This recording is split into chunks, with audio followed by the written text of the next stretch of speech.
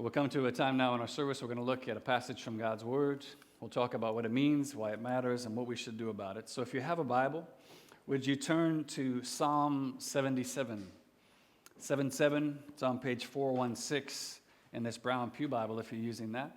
And when you found that, would you stand with me and I'll read this passage together? As we finish out today our summer psalm series, psalmist writes this: I cried out to God for help. I cried out to God to hear me. When I was in distress, I sought the Lord. At night, I stretched out untiring hands, and my soul refused to be comforted. I remembered you, O God, and I groaned. I mused, and my spirit grew faint. You kept my eyes from closing. I was too troubled to speak. I thought about the former days, the years of long ago. I remembered my songs in the night. My heart mused or meditated, and my spirit inquired, will the Lord reject forever?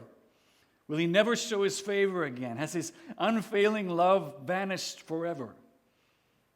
Has his promise failed for all time? Has God forgotten to be merciful? Has he in anger withheld his compassion? And then I thought, to this I will appeal. The years of the right hand of the Most High. I will remember the deeds of the Lord. Yes, I will remember your miracles of long ago. I will meditate on all your works and consider all your mighty deeds. Your ways, O God, are holy. What God is so great as our God? You are God who performs miracles. You display your power among the peoples. With your mighty arm, you redeemed your people, the descendants of Jacob and Joseph. The waters saw you, O God. The waters saw you and writhed. The very depths were convulsed. The clouds poured down water. The skies resounded with thunder. Your arrows flashed back and forth. Your thunder was heard in the whirlwind. Your lightning lit up the world. The earth trembled and quaked. Your path led through the sea, your way through the mighty waters, though your footprints were not seen. You led your people like a flock by the hand of Moses and Aaron. That's God's word. You may be seated. Let me pray for us once more and just ask God's blessing on this time in his word. We need him, so let's ask him to come and speak to us now. Spirit of God, we ask you to continue to speak now through your word as we come to this psalm written so long ago, but that we believe is written and inspired by your Spirit and then written down by men. And so we trust that this is a living word. This is a word that has something to say to us today. And I don't know what it is for each one of us. And yet you say when you send out your word, it accomplishes the purpose for which you sent it. And I'm praying that for each person you've drawn here today, that you would accomplish the purpose you wanted to accomplish in each one of them, just as you have accomplished it in me this past week.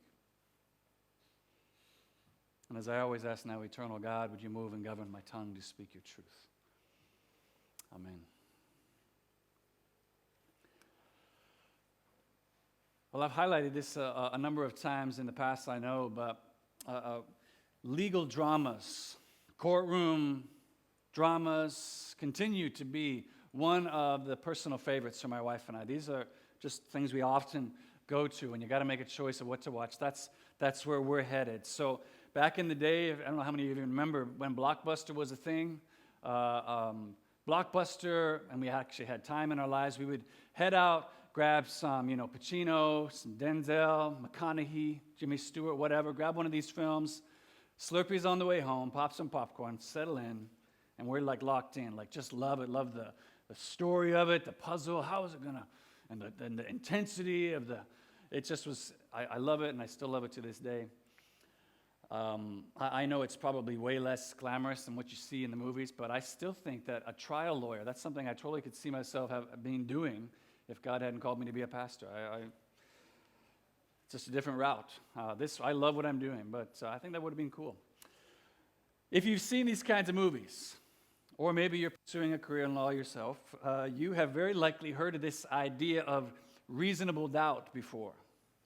Reasonable doubt, which one author defined this way: it's doubt based upon reason and common sense after careful and impartial consideration of all the evidence received in a trial, the kind of doubt that would make a reasonable person hesitate to act. The point is that in a criminal case that's brought before a jury, if there is reasonable doubt created in the minds of the jurors that the accused actually committed the crime they're on trial for, they are to hand down a not guilty verdict. And so in order to convict someone, a prosecutor must be able to prove beyond a reasonable doubt that the accused is in fact guilty. And they do that by presenting proof of such convincing character that a reasonable person would not hesitate to rely and act upon it. So we are concluding this teaching series today through the book of Psalms entitled Every Last Key, where we've been looking at the transforming reality revealed to us in the Psalms that the God who made us and formed us wants to speak new life into every last part of us. Everything, not just the parts of us that we see as presentable. He wants all of it.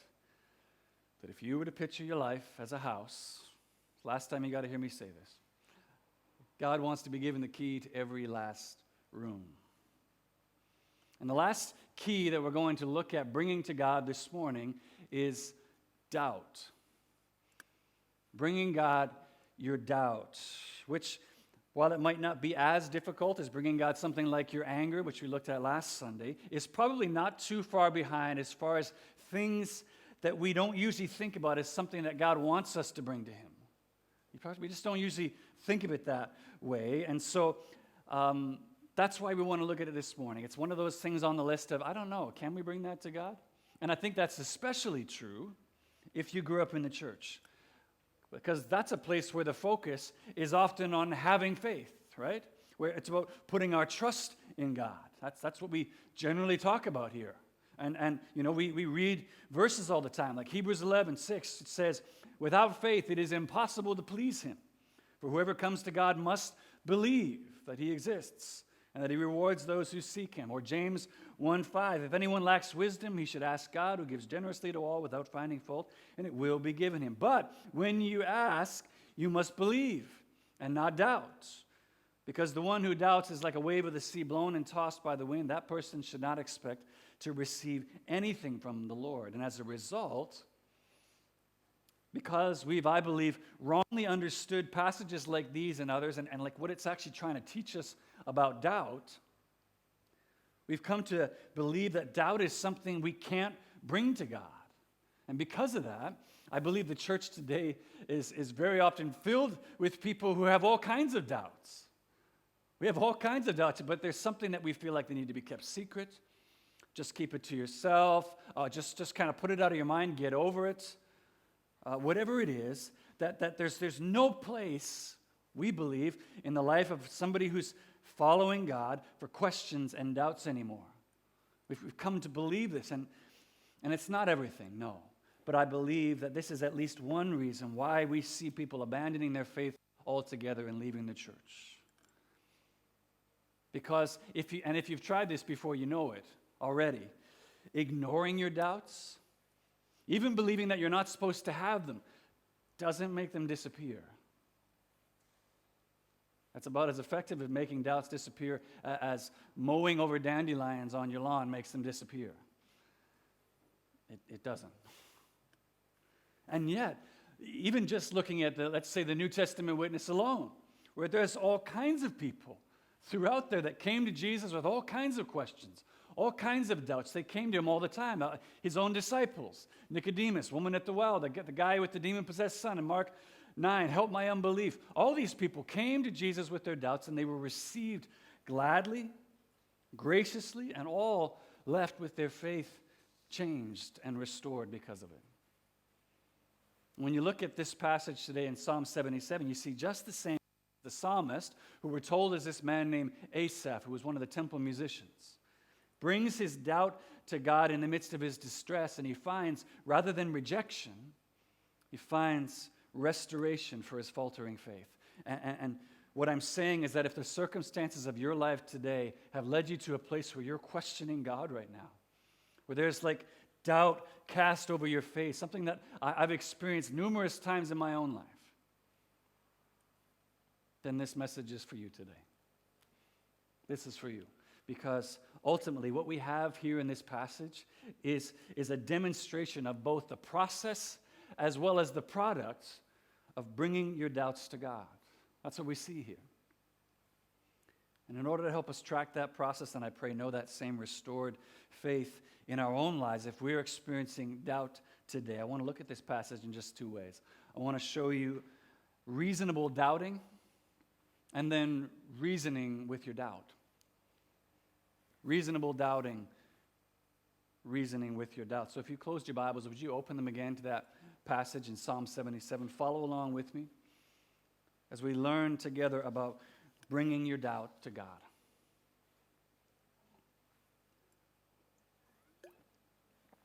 Okay, so let's look first of all at reasonable doubting.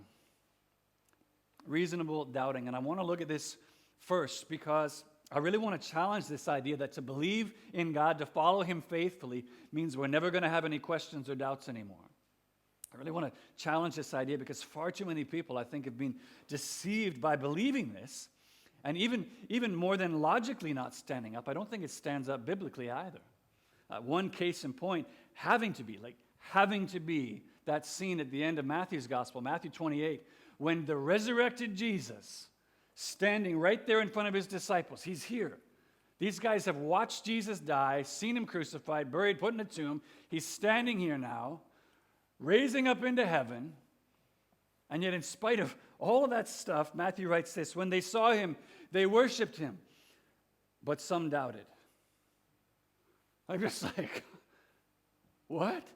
A dead guy is standing here talking to you. You could touch him. He's saying, give me something to eat. He's raising up into the sky, and people are standing there like, I don't know. Really, though? Is he really? I can't understand the reaction. I don't get it. But there, it's just plainly there for us. Some doubted still, in spite of all that. And honestly, if you're at all like me, when you look at the first verses of this psalm, you have a similar reaction. Because when you look at verse 1 and the beginning of verse 2, you see something of what you'd expect to see in a psalm, a guy coming to God in prayer, crying out in the midst of his distress. But what you don't expect to see is what we read in the second half of verse 2. Look with me there. When the psalmist tells us he went to God in prayer, stretched out untiring hands, but still came away not feeling comforted. We're like, huh? But that doesn't sound like the Bible. What do you mean he wasn't comforted? Now, yes, it says his soul refused to be comforted, and that's a whole different message about how we can very often foolishly and pridefully reject, like push away the very help that God's trying to give us, very often just because we think we know better than he does, or we're clinging on to these things. That's another message for another time. But if you look at verse 3, equally surprising to us, as he writes, I remembered you, O God, and I groaned. I mused, and my spirit grew faint. We don't understand these reactions, these comparisons he's making. This doesn't sound like the Bible. What do you mean you went to God and weren't comforted? You thought about him and you groaned? And I don't think we don't really understand fully what's actually going on until we get to verse 5 and 6, where we see the psalmist say this. He says, I thought about the former days, the years of long ago. I remembered my songs in the night. My heart mused and my spirit inquired. And what he's saying there ultimately is that he's become despondent, he's become disillusioned as he compares these present difficult circumstances in his experience of God with a previous experience of God's favor, of God's closeness. Like if I could just put this in modern, like present day terms, you know what he's doing? He's just like thinking back on the good old days. Thinking about the good times like, you know, in church we talk about the mountaintop experiences. Life is good, things are going well, work, family, everything seems to be going well, blessings flowing down. I'm in church, I'm crying when I worship, like everything seems to be going awesome. And he's comparing this rich experience of the past with this present dry one. And he's saying, what gives? What? I haven't stopped believing in you. Haven't stopped praying to you. Haven't stopped anything.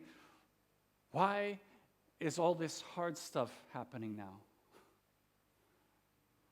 Anybody else felt like that before when you're trying to follow God and something incredibly hard still falls on your lap? Why is this happening to me? Where's this hard stuff? I'm following, I'm praying to you. And as the questions in the next verses clearly reveal for the psalmist, the whole experience has just put him into a bit of a free fall. And he's experiencing doubt. This is now where the whole discussion we began with about court trials and reasonable doubt comes back to play, because in a very real sense, what the psalmist is describing for us here is a situation where there was reasonable doubt in his heart and mind up until now against the claim that God could not be trusted. There was reasonable doubt for him. The accusation that Satan has been presenting before the court of all of our hearts since the garden. God can't be trusted. For him, there was reasonable doubt. But now, in light of all this difficulty and distress that he's experiencing, the jury in this faith trial now feels like it's being swayed towards a guilty charge. As the evidence for him now feels like it's beyond a reasonable doubt. Maybe God can't be trusted. So again, this leads him to this series of kind of rapid-fire questions that he brings to God, he lifts to him in the midst of his doubt, saying this. Look at verse 7. Will the Lord reject forever? Will he never show his favor again? Has his unfailing love vanished forever? Has his promise failed for all time? Has God forgotten to be merciful? Has he in anger withheld his compassion? And as you think about what this means to bring your own doubt to God, I think at the very least, what we have here, the very first thing to see is that we have biblical evidence of the fact that you can do it. You can bring your doubts to God. That's what we see the psalmist doing here. He lifts up these doubting questions to him. And I'm not saying this is necessarily what the editor of the book of Psalms had in mind when he did this, but I find it pretty reassuring to look at the next 6 Psalms following this one and see that they're all written by the same guy, which means, at the very least, he's saying, hey, don't worry, he lived. He lived. He didn't bring doubts to God, and God was like, you don't bring doubts to me. Like, he's still writing. There's still Psalms coming, so that's a good sign. We can bring our doubts to God. We can do it. Secondly, the second thing we see shown to us is that it's normal to experience feelings of doubt. It's normal to experience questions when we go through difficult, confusing circumstances in life. We're not God. We are finite creatures. We can't see what he sees. It's natural to have these questions of what's going on. Why is this happening? That's why I called this point reasonable doubting, because what we see in this psalm as well as numerous other passages in the Bible is that when the rug gets pulled out from under your feet, when God permits a season of trial for you or leads you through a valley as dark as the shadow of death, it's entirely reasonable to experience questions. It's entirely reasonable to experience doubts in the midst of that. As pastor and author Tim Keller says so well, doubts come when your personal experience makes what your mind knows unreal to your heart. Now, maybe through years of learning and trusting, you've come to the place in your life where when you experience trials and difficulties, you are able to respond with more of a trusting response. That's possible too. Maybe just through your faith has been strengthened as you've trusted in God in these times, and you're able to respond that way. And that's great, and praise God for that. But I think what we're seeing here in this psalm is that one of the very worst things that you can do, if that's not where you're at yet, and you are experiencing questions and feelings of doubts, one of the worst things you can do is pretend that you're not experiencing them. To just give people this kind of like, no, it's fine. Just trust in the Lord here. If you're not to mention the fact, that might fool the people around you, sure, but think about it. This is something that's just like mowing over the dandelions. They haven't gone away, and you pretending like they're gone doesn't get rid of them. Not to mention the fact it's God. God sees past every one of your facades, every mask you put on. He already knows you're feeling doubt. So what possible good would come from pretending you don't have it with him? He sees it. He knows what's true in your heart. Last thing I want to highlight is the way this psalm shows us the great benefit. We already see the great benefit that comes by bringing our questions and feelings of doubt to God. Because maybe it's just me, but as I read the psalmist, as he pours out these doubting questions to God, as he lifts them up to him, there's this palpable sense of self-contradiction that begins to emerge as he brings the questions to God. There's holes in the case that begin to appear that seem to change the tone of the psalmist's questions by the time he gets to the end of them in verse 9. For he questions, as he questions his experience of God, he compares it against what he knows of the character of God. You notice that's how he brings the question, and as he does that, all of a sudden the force of his questions begins to weaken. Can the God who is compassionate withhold compassion? Close his fist tightly around compassion? Does the God who is merciful forget to be merciful? Does God forget? Can the God whose love is unfailing ever truly fail to love those who are his own? See what I mean? The questions contradict themselves even as he prays them, even as he lifts the doubts to God. Charles Spurgeon said it this way: the questions are suggested by fear, but they're also the cure to fear. Keller again says it this way: the psalmist's questions about unfailing love begin to suggest their own answers. Questions asked honestly in the face of God's holiness always lead back to trust in him. And I believe that you, too, can be led back to this very same trust in God yourself. If you'll take your questions and doubts and present them to God, bring them to him honestly, bring them to him with an openness to listen and to be instructed, not with a kind of, I've already settled the case that you can't be trusted. Bring them to him with the honest, show me, help me understand. I don't see what you're doing here. This feels wrong. This doesn't feel like you. But I know your character. This isn't like you. Help me understand. When you can do that, I believe we can be led back to the very same place of faith and have it restored again when we come that way to him. And that very same leading back to trust is exactly what the psalmist describes of his own experience in the remaining verses of this psalm. So let's look lastly now at reasoning with our doubt. Reasoning with our doubt.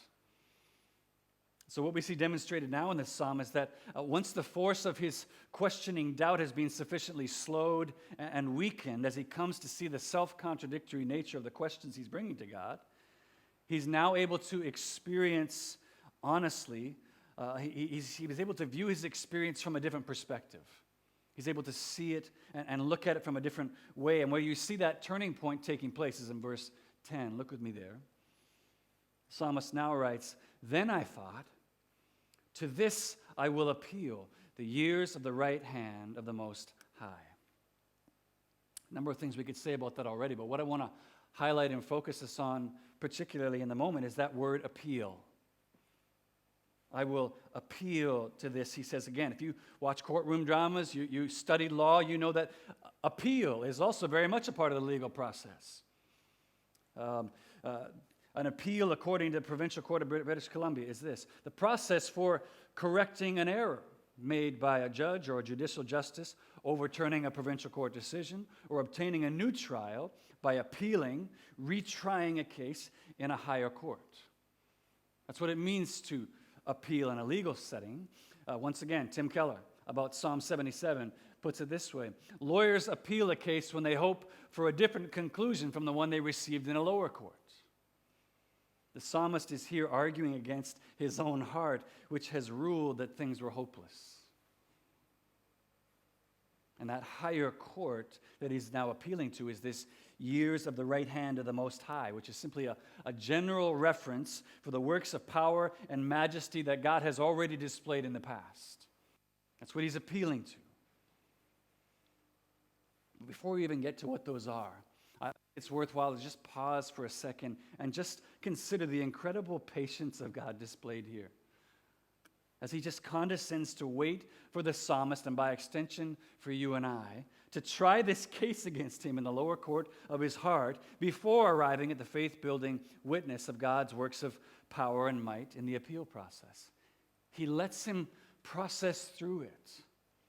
He gives him the time. He gives him the space. He says, you need to process through. You need to bring these questions and see that they don't make sense. Yeah, bring them to me. He's so patient. I think we're so quick when people express doubts. We want to hurry them to trusting God. No, don't say that. No, you can trust God. It's okay. Listen to this verse. And I think God is He's so much more willing to give space and time to process through these things. So I find that to be something incredibly hopeful to see, because I don't know about you, but I'm someone who requires a great deal of patience when I'm trying to learn something. This just shows us He's patient with us. He's willing to let us process through our doubts because He's so confident that we'll come to see He is trustworthy in the end. Okay, coming back to the acts of power now. The first acts to which the psalmist appeals, you see in verses 11 through 14, as he chooses to intentionally refocus the remembrance from the good old days to these mighty deeds, these miraculous works of God that are all characterized by His holy perfection. He's choosing intentionally. I'm going to focus on these things now. But as you keep reading, there's one mighty act in particular that the psalmist intentionally chooses to focus on, which you see introduced in verse 15. Look with me there. He says, with your mighty arm you redeemed your people, the descendants of Jacob and Joseph. Now, when was it that the descendants of Jacob and Joseph needed to be rescued by God's mighty arm? When did that happen? Huh? What? Egypt, thank you. The Exodus, right? That's when the people of Israel were enslaved in Egypt, which we have recorded for us in the book of Exodus. Now, we don't have time to go through that entire narrative. We preached a series a number of years ago through first 15 chapters of Exodus. It's there online. You can take time if you want to go through it all. We're not going to do that right now, but just very quickly. The closing chapters of Genesis, which transition into Exodus, talk about one particular son of Jacob named Joseph. This son who was left for dead and then sold into slavery by his own brothers, only to rise to power under God's mighty hand and come to be the governor in Egypt, second in power only to Pharaoh. And when an extended 7-year famine strikes the entire land, Joseph is able to rescue his family by bringing them to live with him in Egypt. And so begins the saga now of God's people in Egypt, recorded for us in the book of Exodus. And after hundreds of years of enslavement and oppression under new pharaohs who didn't know Joseph, God sends Moses and Aaron to lead his people out of Egypt to the land promised to Jacob's grandfather Abraham years before, culminating in one last final act of judgment, final act of God's might and power, the crossing of the Red Sea. The crossing of the Red Sea, which the psalmist now powerfully and poetically recounts in these closing verses, 16 through 20. Let's read these verses and then just talk quickly about what this mighty act in particular has to do with bringing God our doubts. He says, the waters saw you, O God, the waters saw you and writhed. The very depths were convulsed. The clouds poured down water. The skies resounded with thunder. Your arrows flashed back and forth. Your thunder was heard in the whirlwind. Your lightning lit up the world.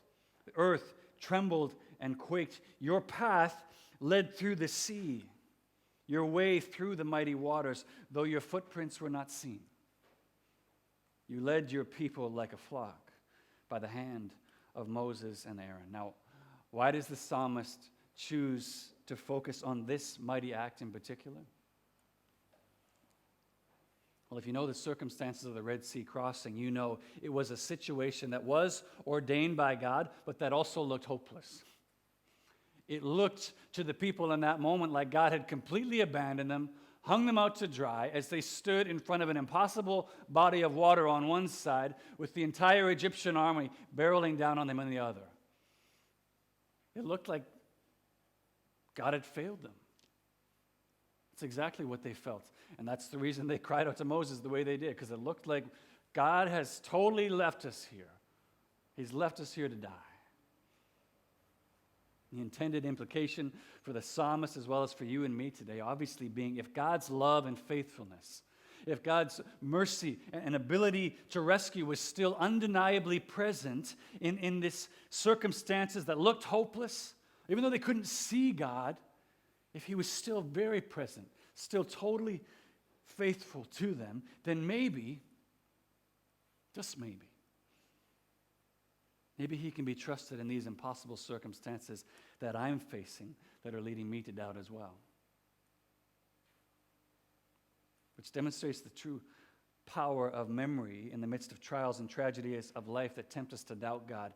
For what made all the difference for the psalmist here and what will make all the difference for you as well is that along with contrasting our questions of God with what we know of his character, we can also contrast the seeming hopelessness and impossibility of our circumstances with the demonstrated power, with the demonstrated ability of God to deliver time and time again in the past. This is what it means to be reasoning with your doubts. This is how you reason with them. You say to your doubts, if God was in complete control, more than able to deliver his people from circumstances that seemed impossible to them, then I can also trust him now, despite evidence before me that's leading me to doubt. He was able to deliver them. It looked like he'd let them down, but he hadn't.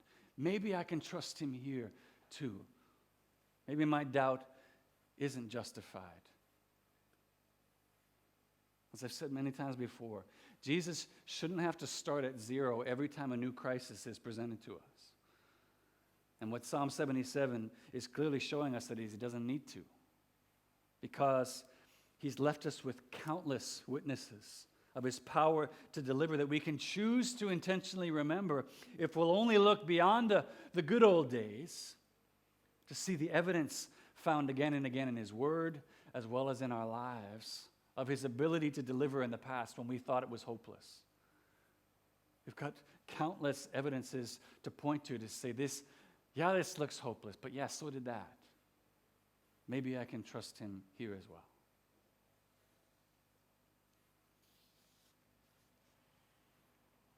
I don't know how many of you have ever read John Bunyan's classic allegory of the Christian life, Pilgrim's Progress. If you're a member, you should have, because I gave you a copy of it. But if you have, you might remember that scene from that story where Christian, who's kind of the main character in the story, and his traveling companion, Hopeful, they divert off the path, off the King's Highway it's called, and as a result, they end up battered and imprisoned in Doubting Castle, which is owned and ruled over by the giant Despair.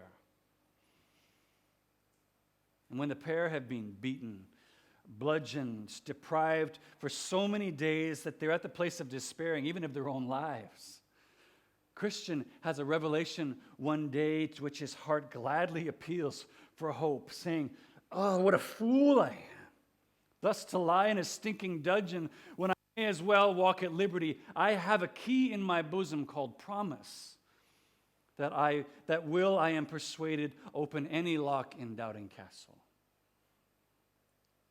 And trying the key in the door, he finds each gate to open easily to him, freeing him and his friend at last from their dungeon, bringing them safely back onto the King's Highway. Now, I think it's only fair to say at a point like this, when it comes to whether we're talking about Christian in Pilgrim's Progress or the psalmist here, they were able to reason with their doubts so effectively because they actually knew the character of God. They actually knew the promises of God so well. And so they had something to appeal to.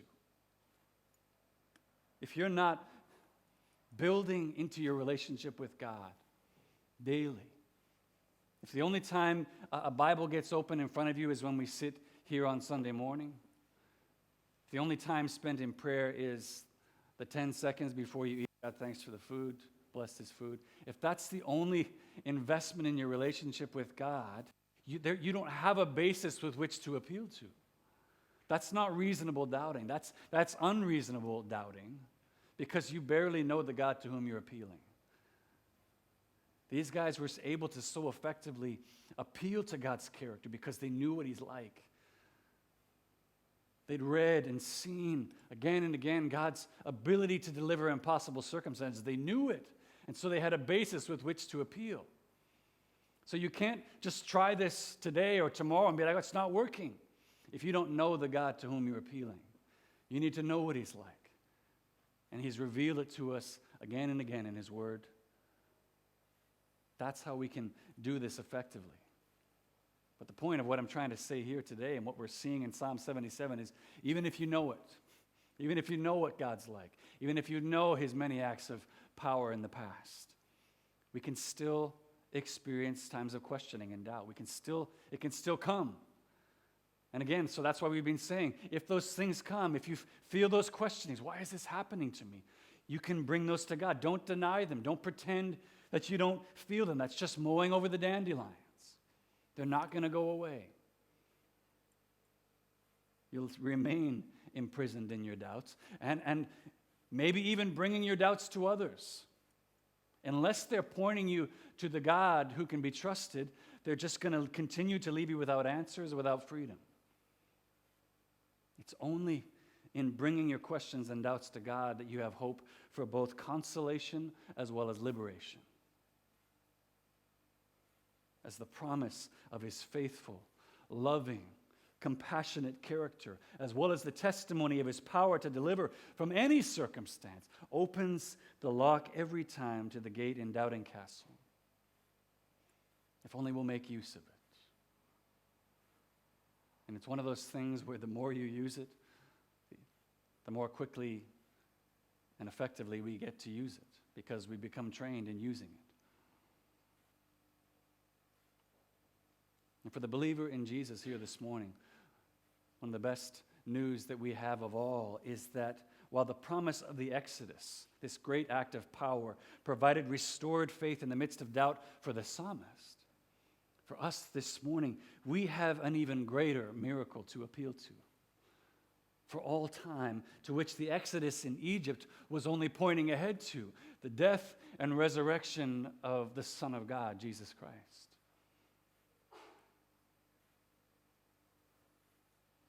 Keller writes, Jesus accomplished the greatest exodus of all, liberating us not just from social political bondage, but from sin and death. And I love this. His death on the cross is a model for us for how God often works his gracious purposes out through what looks like defeat. We know from the testimony of the scriptures, when Jesus was arrested in the garden, when his disciples and followers saw him beaten and then crucified and laid in a tomb, just as he said they would, they fell away. They felt doubt. They couldn't understand. This looks like Jesus has lost, and yet it was his act of greatest victory. That's the great exodus Jesus brought about in his death and resurrection, which we can always point back to as an evidence. This might look like defeat right now, but I don't need to give in or remain imprisoned in doubt. Because if that looked like failure and it was actually victory, this can too.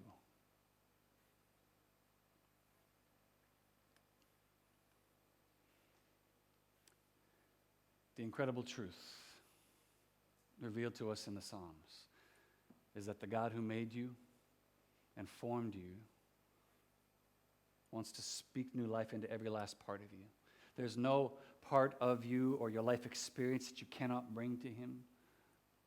From your trust to doubts that we saw today, from your feelings of envy to your thanksgiving, from your desire for joy to your anger, to your fears, your anxieties, all of it, God's desires that you'd bring him the key to every last one of those rooms. And my prayer for you is, if you've taken nothing else out of this series, is that you'd see that you can do that with all of these things. You can bring them all to him, whatever it looks like, however presentable you think it is, you can bring every single one of these things to him. Because listen, in the end, it's not about your being presentable to God when you come into his presence. It's about the way God brings renewal and restoration to every last part of us and every last part of your life by his presence there.